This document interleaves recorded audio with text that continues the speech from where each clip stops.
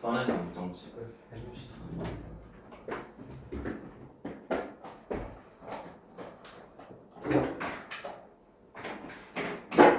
개념 노트 펴시고요. 35쪽.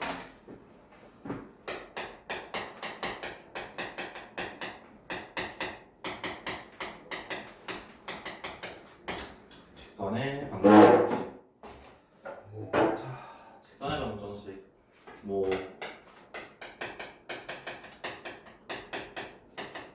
기본적인 이야기들은 아실 텐데 우리가 중학교 때 배우는 건 이제 이런 걸 배우죠. 그죠? 이걸 이제 뭐라 부르지? 뭐라 배웠죠? 중학교 때? 1차 함수다 이렇게 배웠죠. 그지? A가 의미하는 게 뭐였죠? 기울기. B가 의미하는 거는 Y 절편. 얘가 이제 중학교 때 배웠던 1차 함수이고요. 이거를 이제 방정식, 는방의 형태로 표현한 거. 이렇게 표현한 이 친구를 이제 우리가 직선의 방정식이다.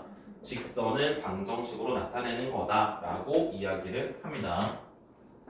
자, 그럼 절편은 뭐였죠? 절편? 절편이라는 건 뭐예요? 그래프가 축과 만나는 점을 우리가 절편이다 라고 부릅니다. 그래서 X축과 만나는 점은 X절편이라고 부르고요. Y축과 만나는 점은 Y절편이라고 부릅니다.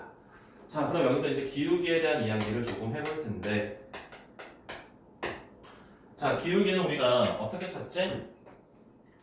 기울기가 의미하는 것은 뭐냐면, 기울기가 의미하는 것은 X축으로부터 양의 방향으로 라는 건데, 이게 나중에 이제 수원 때 이게 등장을 하죠. X축을 기준으로 시계 반대 방향으로 도는 각을 우리가 양의 방향의 각이라고 하고요. 시계 방향으로 도는 것을 음의 방향의 각이라고 합니다. 1등이에요. 1등. 아 진짜요? 그래서 기울기는 일반적으로 우리가 나타낼 때 어떻게 나타낼 수 있냐면 x의 증가량분의 y의 증가량으로 나타낼 수 있습니다. x의 증가량분의 y의 증가량 하시면 그게 기울기가 되겠고요. 그 다음에 여기 이루는 각, 요 각의 크기를 세타라고 할 때 이 세타를 이용해서도 나타낼 수 있습니다. x축의 양의 방향과 이루는 각의 크기를 세타라고 할 때 탄젠트 세타가 기울기가 되는데, 이게 왜 기울기가 되냐면 직선이 한 점에서 x축으로 수선의 각을 내려줍니다. 그럼 이제 우리가 요거분의 요거라는 게 바로 탄젠트잖아. 직각삼각형에서 밑변분의 높이가 탄젠트니까 이 각의 크기가 만약에 60도다 그러면은 탄젠트 세타, 탄젠트 60도가 바로 이 직선의 기울기가 된다 라고 할 수 있습니다. 다음에 요것도 알아주면 좋은데, 마이너스의 x 절편분의 y의 절편, 얘를 우리가 전부 기울기를 나타내는 방법 세 가지로 이야기를 할 거고요. 여기서 탄젠트의 특수각은 기억을 하셔야 되겠지.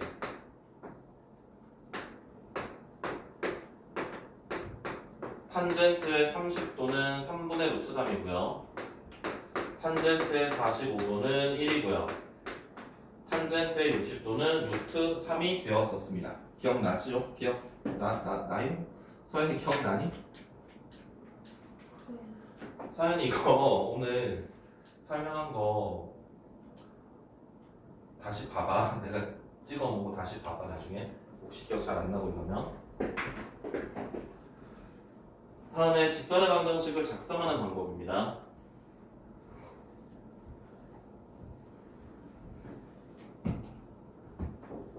네.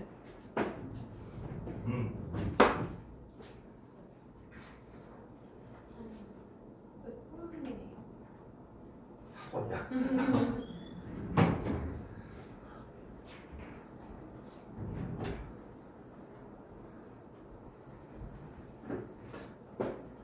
직선의 방정식의 작성입니다. 첫 번째, 기울기가 m이고요. 지나가는 한 점의 좌표가 주어진다면, 이렇게 주어져 있다라면은 이때 우리가 직선의 방정식을 작성을 하는 거는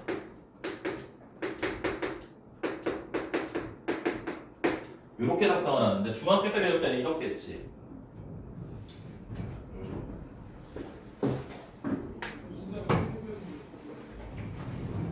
중학교 때 배울 때는 예를 들어서 기울기가 2라고 하고 마이너스 1,1을 지나간다.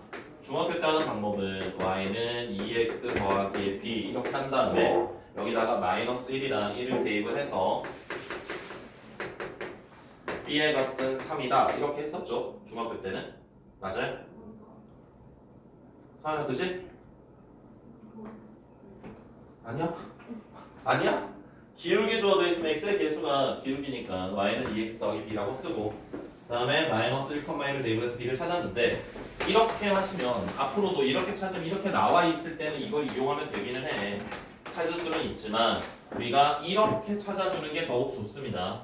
이걸 연습을 하셔야 되는데 지나가는 한 점이 마이너스 1,1이니까 y 마이너스 1은 기울기에 x 더하기 1 이렇게 하셔가지고 요거를 정리하시는 게 이걸 정리하는 게 더 좋습니다. 이게 왜 그러냐면 뭐 때문에 그러냐면 나중에 문제를 풀다 보면 이런 것들이 등장합니다. 식으로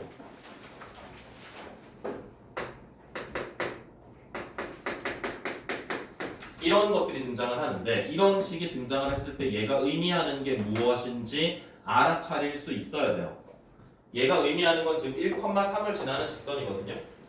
1,3을 지나는 직선이기 때문에 1,3을 지나는 직선이 이제 어떤 특징, 뭐 넓이를 이등분할 수도 있고요, 뭐 중점을 지나갈 수도 있고요. 그런 것들을 이제 해석할 때 얘를 알아야 되거든요. 1,3을 지나간다는 거. 그래서 우리가 저런 식으로 서버트하는 걸 익숙히 연습을 하시면 이런 식이 나왔을 때도 쉽게 확인하실 수 있으실 거고요. 두 번째, 지나가는 점이 두 개가 나와 있을 때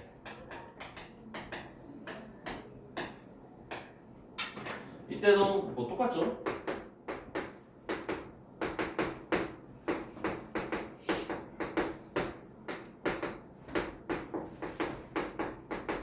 아이고. x-x1에서 기울기 대신에 우리가 x-x1분의 y2-y1을 넣어주시면 그냥 해결이 되는 거고요. 세 번째, x축의 양의 방향과 이루는 각이 세타고요. 지나가는 한 점이 x1, y1을 지나간다 라고 나온다면 이때는 아까 적어드렸던 것처럼 기울기를 직선의 기울기를 x축의 양의 방향과 이루는 각으로 기울기를 찾을 수 있었습니다. 그래서 y-y1은 탄젠트 세타의 x-x1 이런 식으로 작성을 하실 수 있고요. 마지막으로 이것도 알아두시면 좋은데 x 절편이 a고요. y 절편이 b라면 이럴 때는 우리가 x 절편분의 x 와우.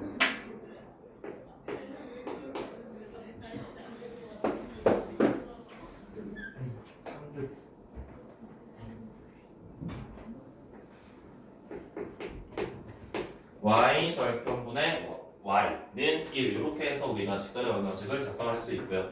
거기 개념 노트의 35페이지 가운데를 보시면은 팁이라고 나와 있죠. 팁. x축의 수직인 직선, y축의 수직인 직선 얘네들은 이제 이런 식으로 나타낼 수도 있다라는 거 기억을 하시고요. x 이퀄 얼마, y 이퀄 얼마 이런 것들도 존재한다라는 거. 자, 그 다음에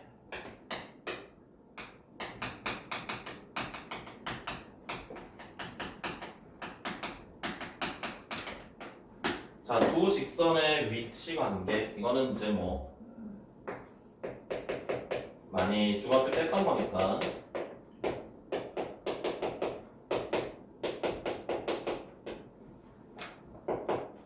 자 직선 두 개가 이렇게 나와 있을 때 두 직선의 위치 관계 네 가지가 있죠.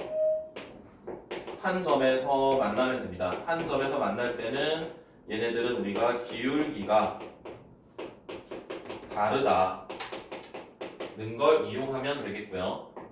평행일 때는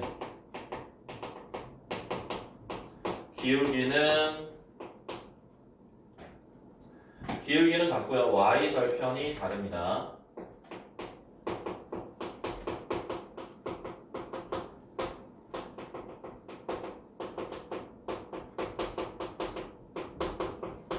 다음에 일치는 기울기랑 y 절편이 모두 같다. 그 다음에 수직 있죠? 수직은 기울기의 곱이 마이너스 1이다 라는 거였습니다. 그래서 이게 설명이고요. 거기 35페이지에 박스를 보시면 수식 이야기가 있습니다. 수식 이야기가. 그래서 그걸로 매치 시키시면 됩니다. 중학교 때도 이건 했었으니까. 그래서 여기다가 좀 쓰십시오. 요 페이지에다가 35페이지에다가 조금 씁시다. 쓸 것들이 좀 있습니다.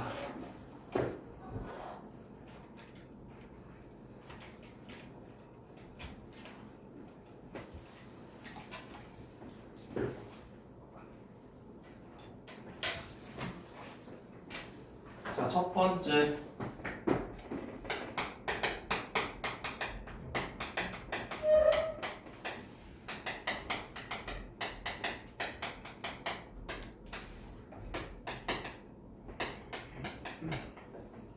여기 35페이지 공간에 쓰시고요. 다음 페이지 넘기시면 공간이 좀 많거든요. 거기다가도 쓰시면 됩니다. 35페이지, 36페이지 공간도 있으니까 여기다가도 쓰시면 상관없습니다. 자, 첫 번째 세 점이 한 직선 위에 있다. 세 점이 한 직선에 있다라는 건 어렵지 않은 유형인데 기본 문제인데 그게 또 오랜만에 보면 기억이 안 날 수 있기 때문에 세 점이 한 직선 위에 있다라면은 A, B의 기울기와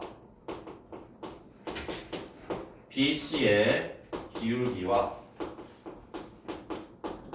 A, C의 기울기 중에 아무거나 두 개만 같다라고 하면 됩니다. 이렇게 두 개 같다라고 해도 되고 이렇게 두 개 같다라고 해도 되고 이렇게 두 개 같다라고 해도 되고 등호가 들어가 있는 거 아무거나 같다라고만 하면 상관없습니다. 기울기를 이용해서 세 점이 한 직선에 있다면 기울기가 같다라는 성질을 이용해서 우리가 미지수의 값을 찾아줄 수 있고요.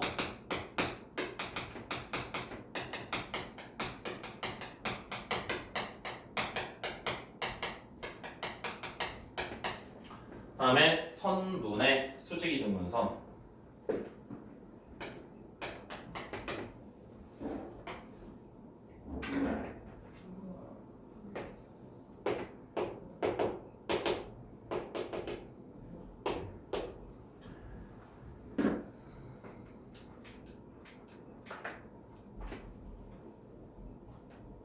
선분 AB가 있을 때 AB를 수직으로 2등분하는 직선의 방정식은 두 가지 조건을 이용하실 수가 있습니다. 여기 말 그대로 제목에 나와 있는 것처럼 수직이라는 조건이랑 2등분이라는 조건 두 가지를 이용하시면 돼요. 첫 번째, L과 AB가 수직이기 때문에 사용하는 건 기울기의 곱이 마이너스 1이다 라는 걸 이용을 하시면은 L의 기울기를 찾아줄 수 있죠? 그죠? 다음에 두 번째, L이 중점을 지나거든요.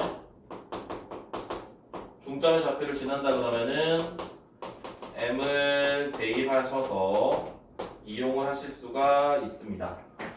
그래서 선분의 수직 이등분선을 찾아라. 어떤 두 점의 좌표가 주어져 있을 때 A, B의 이 수직 이등분선을 찾아라 라고 한다면 우리가 수직이라는 성질이랑 이등분이라는 성질을 모두 사용해서 찾아주실 수가 있겠습니다. 그 다음에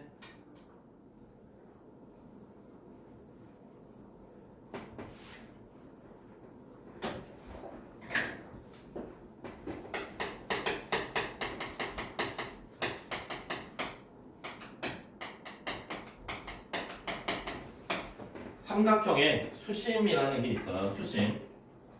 저게 이거 내신용으로 뭐 수심은 100% 나온다라고 이야기하기 좀 어려운데 까먹을만 하면 한 번씩 내신으로 내더라고요. 그래서 일단은 챙겨가시고요. 뭐 많이 어려운 내용은 아니니까.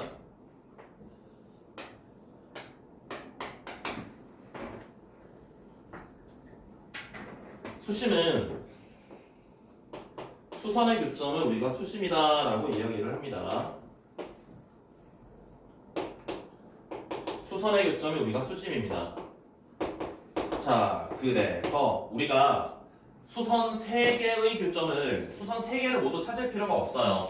수선 3개는 모두 한 점에서 만날 거기 때문에 수선 2개만 찾으시면 됩니다. 수선 2개만 찾으신 다음에 걔네들의 교점을 찾으시면 그게 바로 수심의 좌표가 될 건데요. 첫 번째 직선 AB는요. 얘가 가지고 있는 성질은 2가지가 있습니다. 어떤 성질이 있냐면 BC와 수직이고요. 그 다음에 A를 지납니다. 그러면 BC와 수직이니까 기울기의 곱이 마이너스 1이라는 걸 이용을 해서 우리가 AB의 기울기를 찾으실 수 있고요. 마찬가지 지나가는 점 A가 있기 때문에 한 점과 기울기를 알면 우리가 직선의 방정식을 작성할 수 있습니다. 두 번째 직선 BE는요. 얘가 가지고 있는 성질은 선분 AC와 수직이 됩니다. 그렇기 때문에 역시나 기울기를 찾을 수 있고요. 그 다음에 B를 지나갑니다.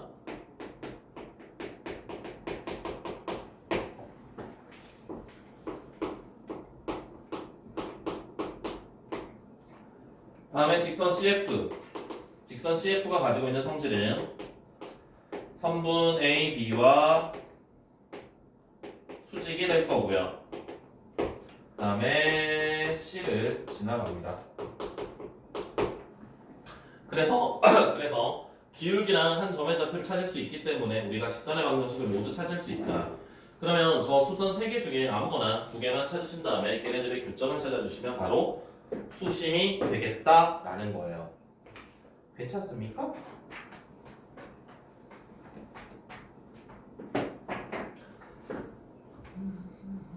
그다음 몇 번이지? 5번인가?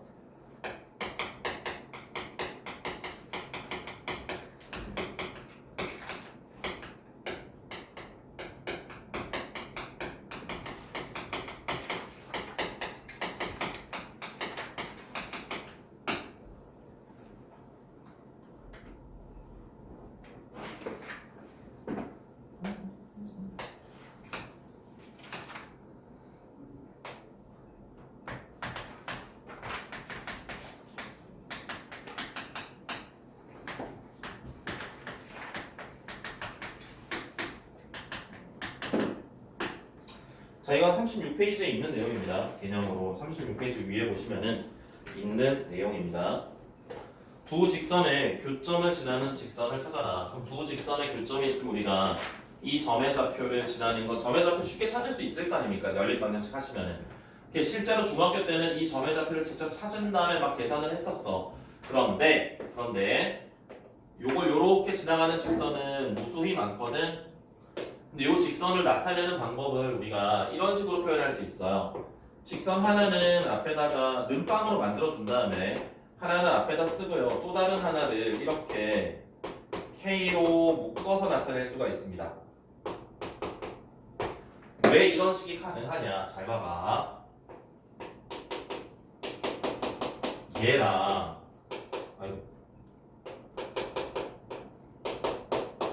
얘랑 교점 구하여라 라고 하면 너무 쉽네.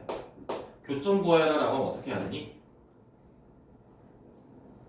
연립 방정식 어떻게 풀어야 될까요? 교점 풀 때 지우야 어떻게 할래? 2를 밑에다가 2를 곱해? 그래서 2를 빼야 돼? 더해야 돼? 그걸 우리가 식으로 쓰면 이렇게 쓸 수 있어요.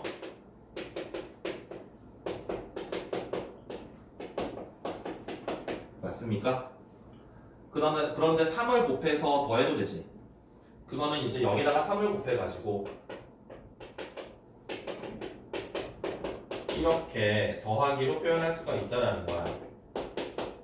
그럼 결국 이게 여기 있는 이 K가 의미하는 게 뭐냐면 여기 곱하는 숫자를 나타내는 거예요.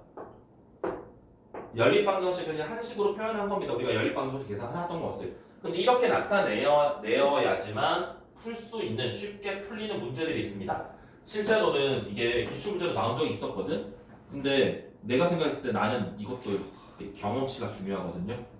내가 한 10년 전쯤 2014년 5년 이때는 이것도 애들 외우게 하는 게 불편할 것 같아서 그냥 외우지 말라고 했어.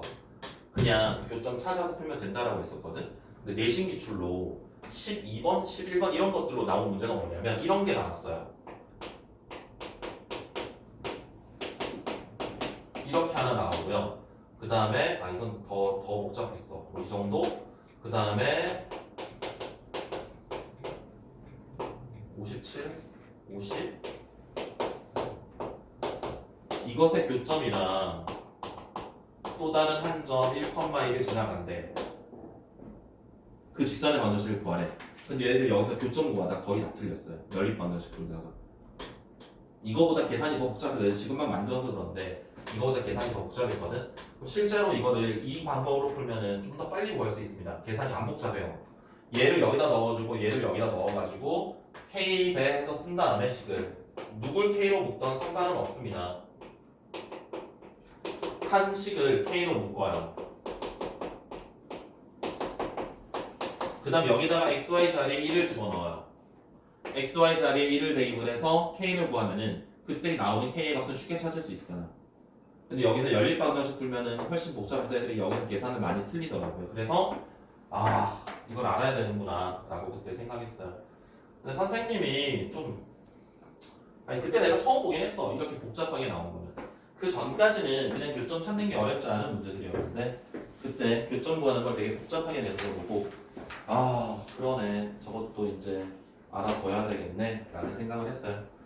그러니까 이것도 알아두셔야 됩니다. 이따가 아니라 다음 시간에 하게 된 이제 원방에도 얘가 연결이 됩니다.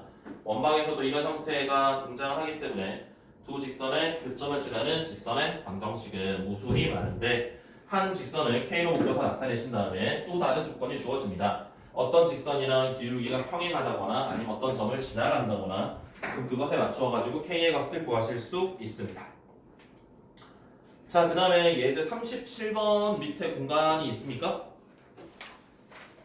36페이지 예제 37번 이거는 풀어드릴게요. 이거는 중요한 예제입니다. 이거는 오답 노트에 쓰십시오.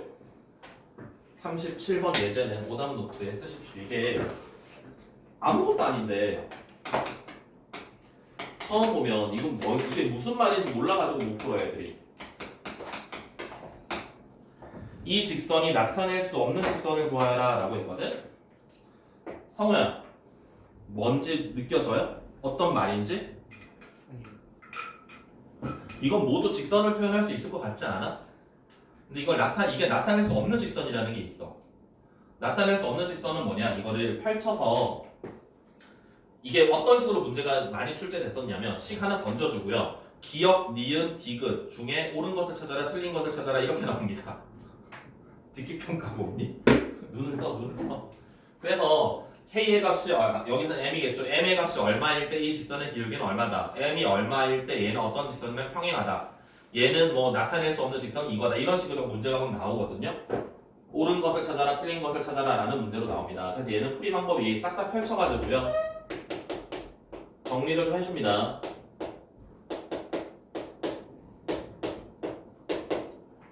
자, 이렇게 정리해줍니다. 이걸 Y는으로 나타내 볼게요. Y는으로.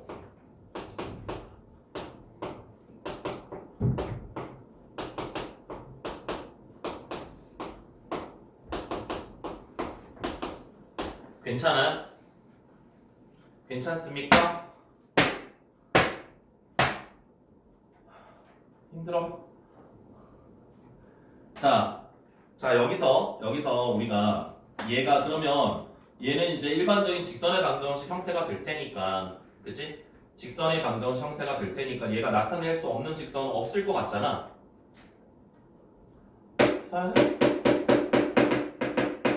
자, 얘가 나타낼 수 없는 직선은 뭘까요? 여기서 어떻게 할까요?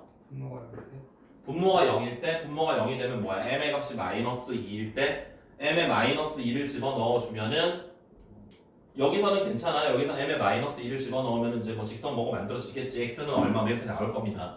그건 나타낼 수 있습니다. 조금 더 봐봐. 기울기에 대한 이야기는 맞아요. 분자할 때? 아니야. 얘를 해석합니다.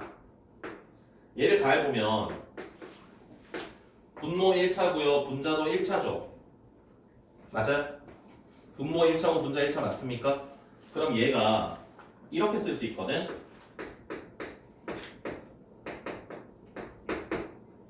어때요?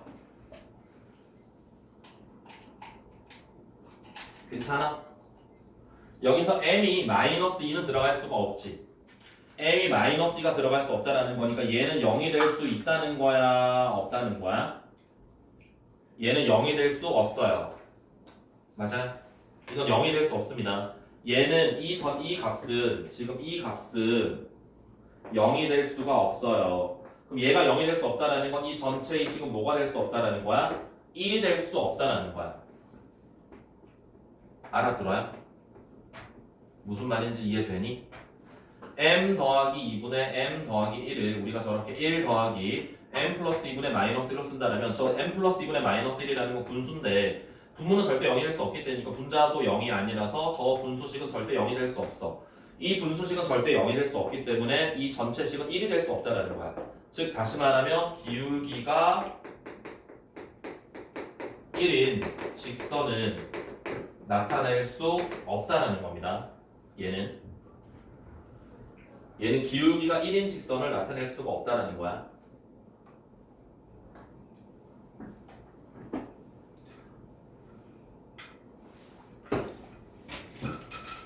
오답 노트에 써주세요.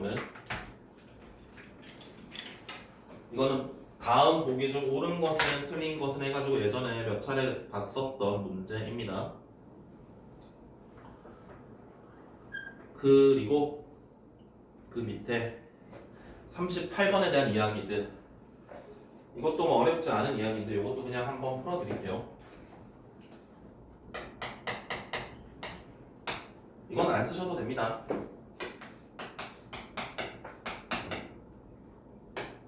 어렵지 않은 내용이어서 이거는.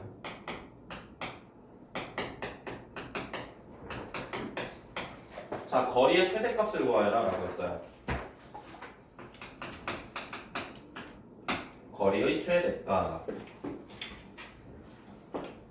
자, 이것의 거리의 최대값은 어떻게 나타낼 수 있느냐? 일단 얘가 m의 값에 관계없이 항상 지나가는 점을 우리가 알아야 되거든. 그래서 얘가 0이고 얘가 0이 되는 친구를 찾아줘야 됩니다. 그러면 얘네들이 0이 되는 값을 찾아준다면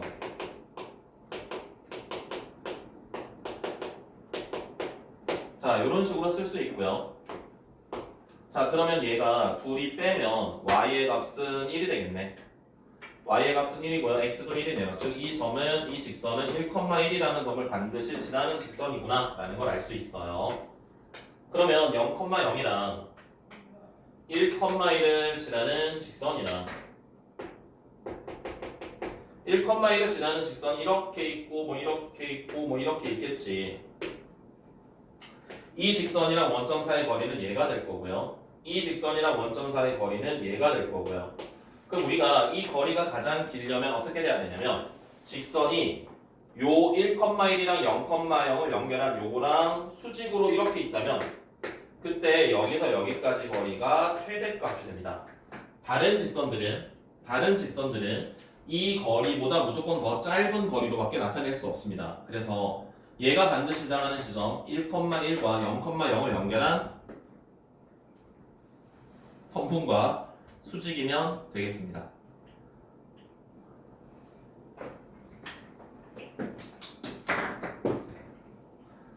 자, 그 다음에 점과 직선 사이의 거리 봅시다. 옆에 다음 페이지에 있는 내용.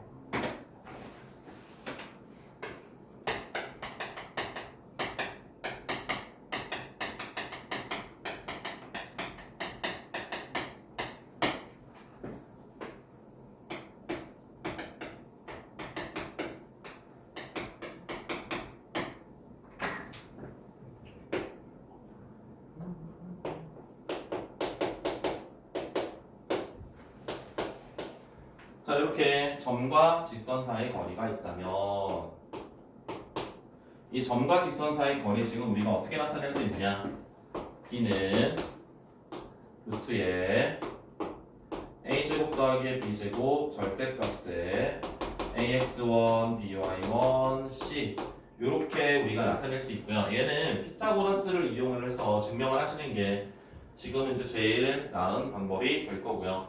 피타고라스를 이용해 증명하는 건 이제 여기 요 점에서 이렇게 y축과 평행하게 수선을 내려서 이 점의 좌표를 뭐 x1, y3 이렇게 잡고 얘를 x2, y2 이렇게 잡고 피타고라스를 이용을 하는 거거든요.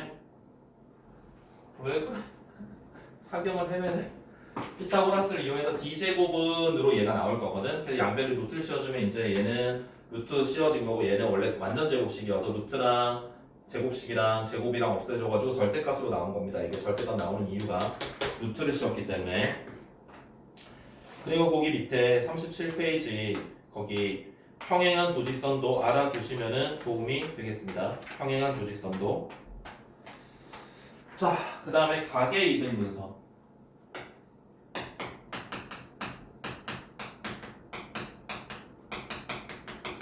이거는 거기 38페이지에 내용이 있습니다. 없네? 문제만 있네. 가계 이등분선은 38페이지에 문제 있긴 한데 내용은 없네요. 자, 두 직선이 있어요.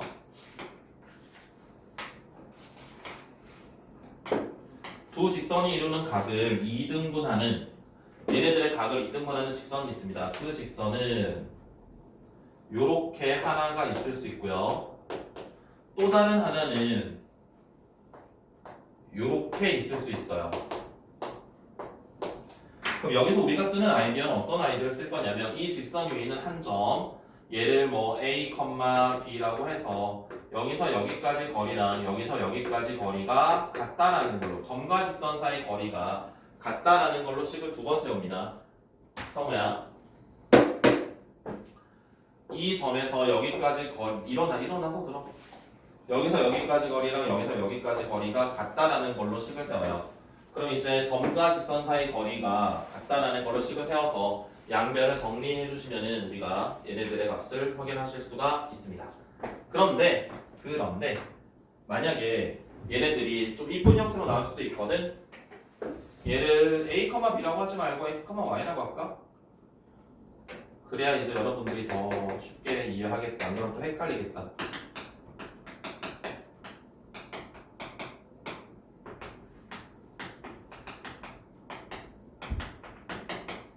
자, 여기서 여기까지 D1이라고 하고 D2라고 해서 이제 D1이랑 D2랑 거리가 같다. 이걸로 이제 문제를 해결하는 건데 거기 38페이지 문제를 풀어드릴게요. 예제를. 그걸 풀어드리면서 일반적으로 이제 풀어드리는 방법을 먼저 보여드리고요. 그 다음에 얘네가 좀 특이한 경우 풀어드리는 방법을 보여드리겠습니다.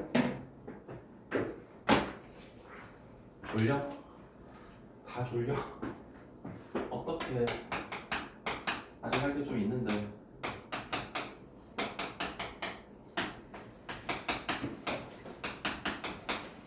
자, 예제 40번인데 얘네 둘이 이루는 각을 2등분하는 직선의 방정식을 구하여라 라는 거야.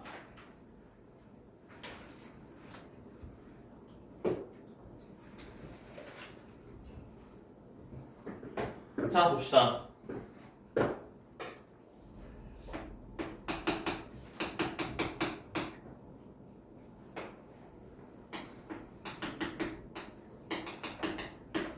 얘네들이 이루는 각을 2등분하는 직선은 이렇게 하나가 있을 수도 있고 이렇게 하나가 있을 수도 있습니다.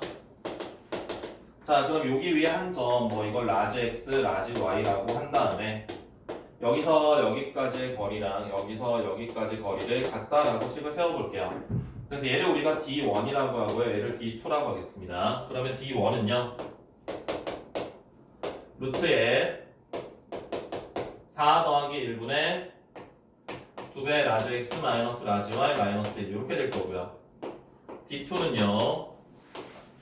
루트에 1 더하기 4 절대값의 라지 x 플러스 2배 라지 y 마이너스 1 이렇게 쓸 수 있습니다. 그래서 얘랑 같다라고 하면 돼. 그러면 분모가 같으니까 어떤 식이 나오냐면 절대값의 2x 마이너스의 y 마이너스 1과 절대값의 x 더하기의 2y 마이너스 1 얘네들이 같다라는 걸로 나옵니다. 그래서 절대값과 절대값이 같다로 나온다면 한 번은 같은 부호일 거고요. 한 번은 다른 부호일 겁니다. 그럼 같은 부호일 때는 둘이 그냥 같다라고 하면 되고요. 다른 부호일 때는 얘네들의 합이 0이다라고 하면 돼. 그럼 둘이 같다라고 하면은 x-의 3y가 0이 될 거고요. 그 다음에 둘이 합이 0이 된다라면은 3x 플러스의 y 마이너스의 2가 0이 된다. 자, 그래서 라지 x와 라지 y 자리에 우리가 스몰 x, 스몰 y만 써주면 됩니다.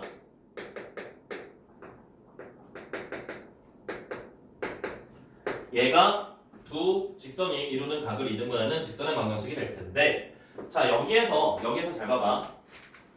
분모가 같으면 여기 안에 들어가 있는 친구들은 결국 여기다가 라지 x, 라지 y를 대입을 할 거니까 얘네 둘을 한 번 더하면 얘가 되고요. 한 번 더하면 얘가 되고요.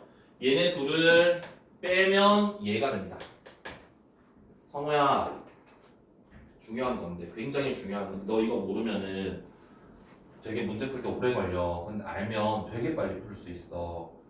그러니까 눈 뜨고 좀 이렇게 긴장감을 조성해봐. 정신을 좀 차려봐. 그래서 기억하셔야 될 게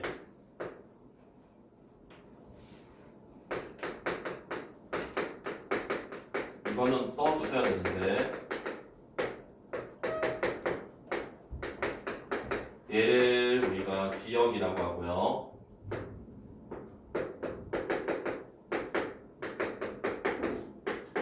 얘를 니은이라고 할 때 각의 이등분선인데 a의 제곱 플러스 b의 제곱이랑 a 프라임의 제곱, b 프라임의 제곱이 만약에 같아진다면 이때는 한 번은 기억이랑 니은을 더하면 되고요.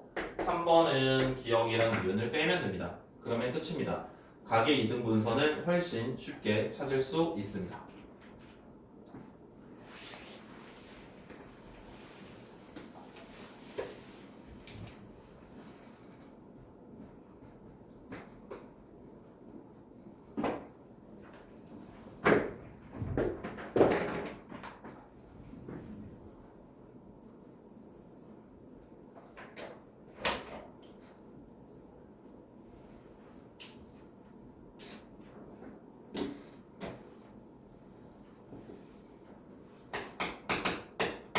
이제는 다 개념 노트에 쓰셔야 될 것들입니다.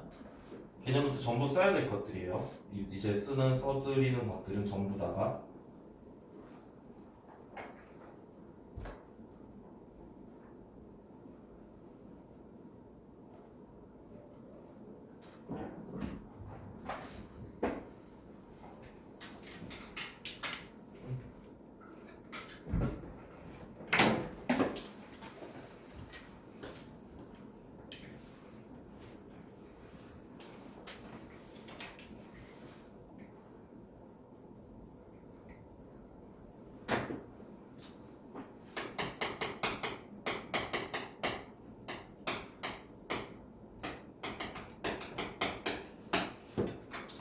자, 삼각형의 내심.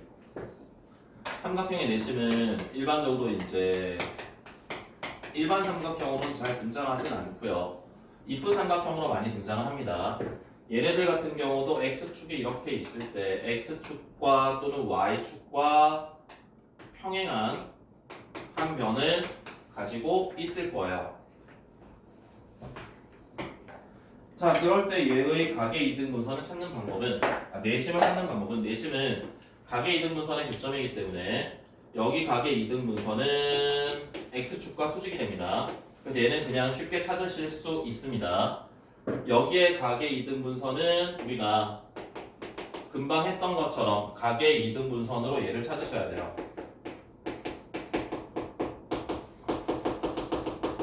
각의 이등분선의 성질이 뭐였지?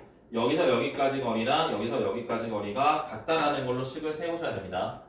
이게를 식을 세우셔야지만 우리가 직선의 방정식을 찾으실 수 있어요.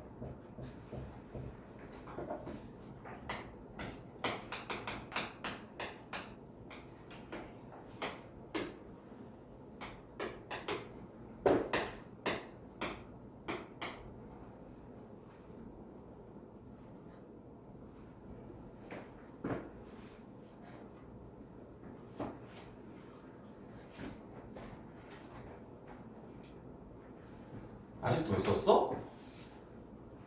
지금 있었어요. 이거는 뭐 들었니? 이야기 들었어?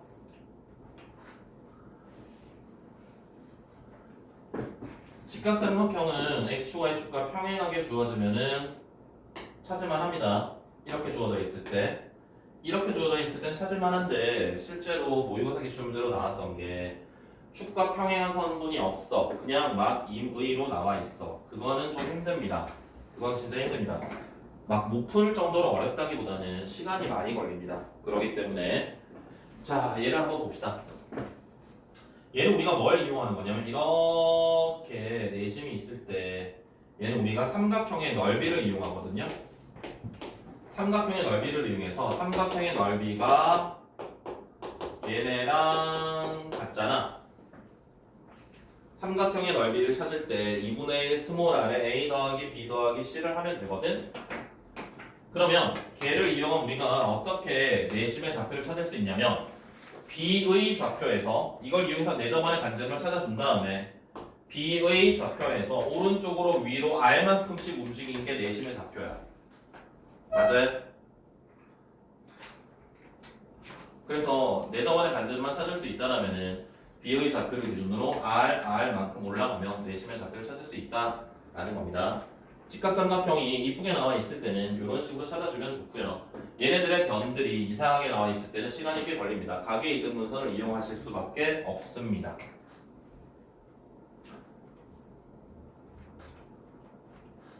됐나요? 다 썼니? 지우는 써져 있지? 그냥 켰어.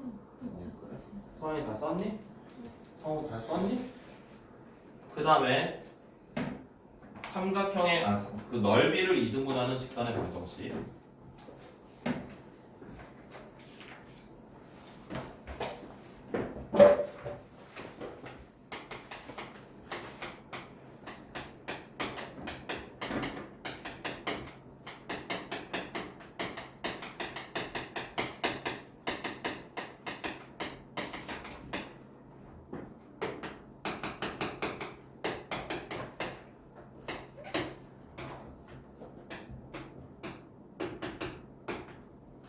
삼각형 ABC가 있는데 ABC의 넓이를 2등분하는 직선의 방정식일 때 얘가 이렇게 B를 만약에 지나간대요. 그럼 이 직선은 AC의 대변의 중점을 지나간다면 이 삼각형의 넓이가 2등분이 될 겁니다. 꼭지점을 통과할 때만 이게 성립합니다. 무조건 다 되는 건 아닙니다. 한 꼭지점을 통과하면서 넓이를 2등분하려면은 그 지나는 꼭지점의 대변의 중점을 지나간다면 넓이가 2등분 될 거고요. 얘가 그냥 이상하게 지나가는 것들은 실제 넓이 찾아가지고 복잡하지만 일일이 다 찾아주셔야 됩니다. 계산을 다 해야 되고요.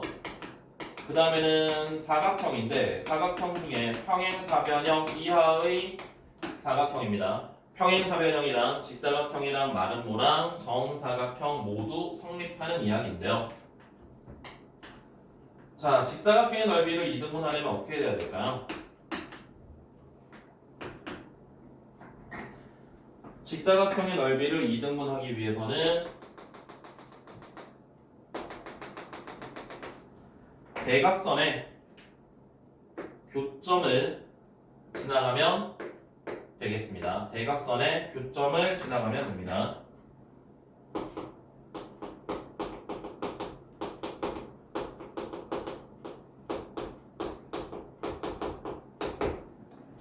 대각선의 교점을 지나가면은 넓이를 2등분하게 되겠습니다.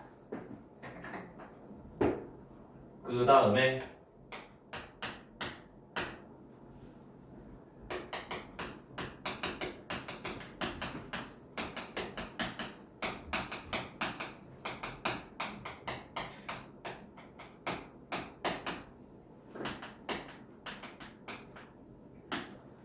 세 직선이 삼각형을 만들지 못하는 경우가 있습니다.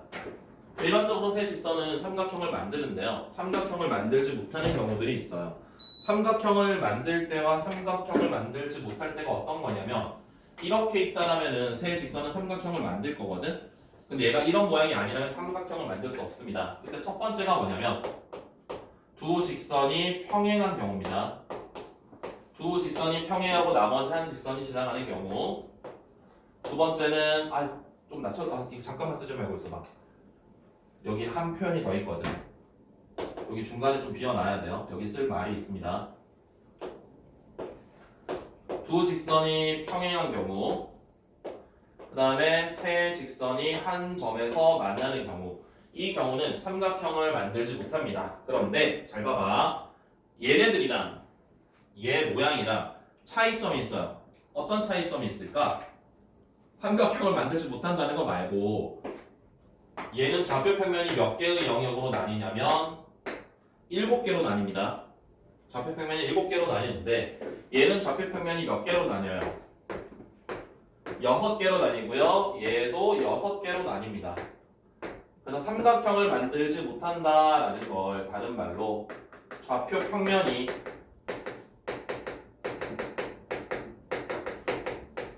6개의 영역으로 나뉜다?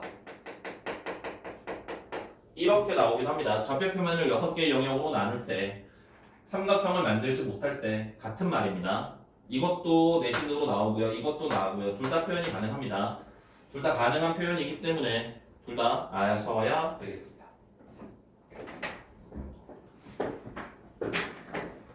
이렇게 많지? 또 있다?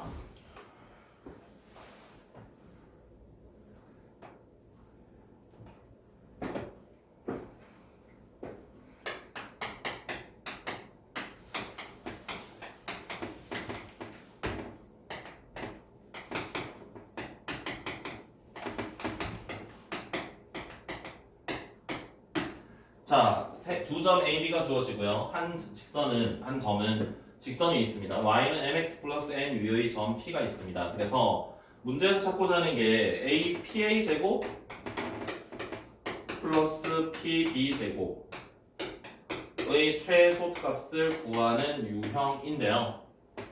이런 형태인데요. 직선이 이렇게 간다고 할게요. AB가 이렇게 있다고 합시다. 직선이 한 점 P가 있다라고 할게요. 그래서 PA 제곱, PB 제곱의 최소값을 구하라는 문제. 성우야, 어떻게 할까? 지우 기억나요? 어떻게 했지? 안 돼. 그거는 PA 더하기 PB일 때. 제곱 더하기 제곱의 최소값은 유형이 픽스돼 있습니다. 유형이 평면 좌표에서도 등장하고 직선의 방정식에서도 등장하고 원의 방정식에서도 등장을 합니다. 자, 얘를 찾는 방법은 AB를 연결을 합니다. 그래서 AB의 중점을 잡습니다. 그래서 얘를 연결을 하시면 이게 뭐가 되냐면 파푸스의 중선 정리를 쓸 수 있게 돼요. 그래서 PA 제곱 더하기 PB 제곱은 2배의 AM 제곱 더하기 PM 제곱으로 쓰실 수 있거든요. PM 제곱이랑 AM 제곱의 합으로 표현이 가능합니다. 자, 그럼 여기서 AM의 길이는 고정거리입니다. 고정되어 있습니다. AM의 길이는. PM의 길이가 이제 상황에 따라서 왔다 갔다 바뀔 텐데요. 자, PM의 길이가 최소가 되려면 어떻게 돼야 되겠니? 수선을 내렸을 때 이게 최소가 되겠습니까? 맞아요. PM의 최소값은 M과 L 사이의 거리입니다. PM의 최소값은 M과 L 사이의 거리, 점과 직선 사이의 거리입니다. 그래서 M에서 직선까지 거리를 구하는 게 바로 PM의 최소값이 되겠다. AM의 길이는 고정되어 있으니까요. 오케이? 마지막.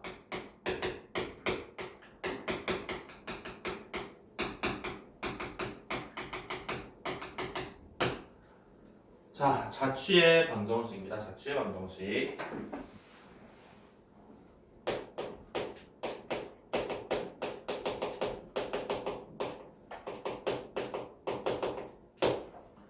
자취가 뭐지? 흔적을 나타내는 거야. 자취는 흔적. 자취의 방정식은 흔적을 나타내는 건데 어떤 조건에 만족하는 식을 세웠을 때 방정식이 된대. 방정식이 된다는 건 여기서 여기까지 거리랑 여기서 여기까지 거리가 같다 이런 것들. 이 길이와 이 길이는 1대 2다. 이 길이와 이 길이가 같다. 이런 것들이 다 같다라는 게 등호가 포함되어 있잖아요. 등호가 포함되어 있는 걸 이야기하거든. 그 식은 양변을 정리하시면은 끝입니다. 양변을 막 제곱할 수 있는 거 제곱해주고 비례식이면 내항이고 외항이고 해주고 정리만 해주면 끝나는 건데 두 번째가 어려워요. 순서쌍의 형태거든요. 순서쌍의 형태는 어떤 것들이 있냐면 중점이랑 내분점이랑 외분점이랑 무게중심 같은 것들 이런 것들이 이제 순서쌍의 형태입니다. 그래서 순서쌍의 형태는 우리가 얘네들을 순서쌍을 찾았을 때 조건을 만족하는 식을 세웠더니 순서쌍이 나와. 이런 점들이기 때문에 중점, 내분점, 외분점, 무게중심 이런 것들은 점이잖아요. 그러니까 순서쌍으로 표현이 된다고요. 그렇게 순서쌍으로 표현되어져 있는 친구들을 앞에 있는 걸 x라고 잡고요. 뒤에 있는 걸 y라고 잡은 다음에 x, y에 관한 식으로 정리합니다.